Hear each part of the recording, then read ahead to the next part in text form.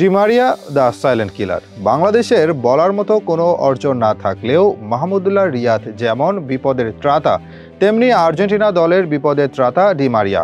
Big match মানেই তিনি এগিয়ে আসেন সবার আগে। 4টি শিরোপা জয়ের অন্যতম কারিগর তিনি, যার মাঝে 3টি ফাইনালে গোল করেছেন, অপর ফাইনালে ম্যাচ সেরা হয়েছেন। এতেই বোঝা যায় আর্জেন্টিনা দলে ডি মারিয়ার গুরুত্ব আসলে কতটা বেশি। সেই ডি মারিয়া গত কোপা আমেরিকা শেষ করে নিয়েছেন অবসর। অনেকেই চেয়েছিল মেসির মতো তিনিও খেলবেন আরও কিছুদিন। আমেরিকা বিশ্বকাপ শেষ করে দুই বন্ধু অবসরে যাবেন, তবে মেসিকে রেখে আগেই বিদায় বলেন জাতীয় দলের জার্সিকে। তার মতো একজন সিনিয়র খেলোয়াড়ের অভাব দূর করা এত সহজ হবে না আর্জেন্টিনার জন্য। এর মাঝে সিরিয়ালে চলে এসেছে অনেক নাম, কে পূরণ করবে ডি মারিয়ার স্থান? তবে চলুন জেনে নেওয়া যাক কিছু খেলোয়াড়ের ব্যাপারে যারা প্রস্তুত ডি মারিয়ার জায়গা দখল করতে।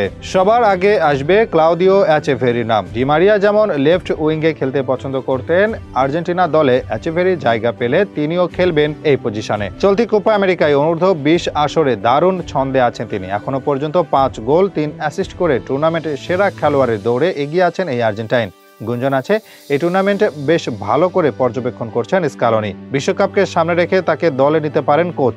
যদি তাই হয় তবে আর্জেন্টিনা এর মাঝে ডি মারিয়া রিপ্লেসমেন্ট খুঁজে পেতেই পারে। তালিকার আরেক নাম নিকো পাজ। নিকো পাজের জন্ম স্পেনে, তাই চাইলেও বেছে নিতে পারতেন স্পেনকে। তবে সেদিকে পা না বাড়িয়ে নিজের পারিবারিক পথে হাঁটেন তিনি। এর মাঝেই খেলেছেন আর্জেন্টিনার জার্সিতে। তার খেলার ধরন, স্টাইল সবকিছু মনে করায় ডি মারিয়াকে। আগামী দিনে যে তিনি হবেন ডি মারিয়া রিপ্লেসমেন্ট সেটা বলা যেতেই পারে। তখন অবশ্য লড়াইটা বাড়বে দলে। স্পেনে জন্ম নেওয়া আরো একজন খেলোয়াড় খেলছেন আর্জেন্টিনা জাতীয় দলে। এর মাঝেই কোপা আমেরিকার শিরোপা জিতেছেন তিনি। প্রজন্মের অন্যতম প্রতিভাবান খেলোয়াড় আলেহান্দ্রো গার্নাচোর মাঝে অনেকেই ছাপ দেখছেন ডি মারিয়ার। তার স্কিল, খেলার ধরন, ড্রিবল সবকিছু মিলিয়ে লেফট উইঙ্গে খেলা এই ফুটবলার হতে পারেন ডি মারিয়ার পারফেক্ট রিপ্লেসমেন্ট। অনেকেই তো দেখছে সেই আশা। তালিকায় আরেকজন হচ্ছে নিকো গঞ্জালেস। লম্বা সময় ধরে আছেন জাতীয় দলে। ডি মারিয়া থাকাকালীন সময়েও প্রায় তাকে দেখা গেছে লেফট উইঙ্গে খেলতে। তাকে একটা সময় ডি মারিয়া রিপ্লেসমেন্ট ভাবা হলেও তিনি পারেনি সেই নামের মর্যাদা দিতে। তুলনামূলক সুযোগ বেশি পেয়েছেন তিনি, তবে পুরোপুরি পারেননি কাজে লাগাতে।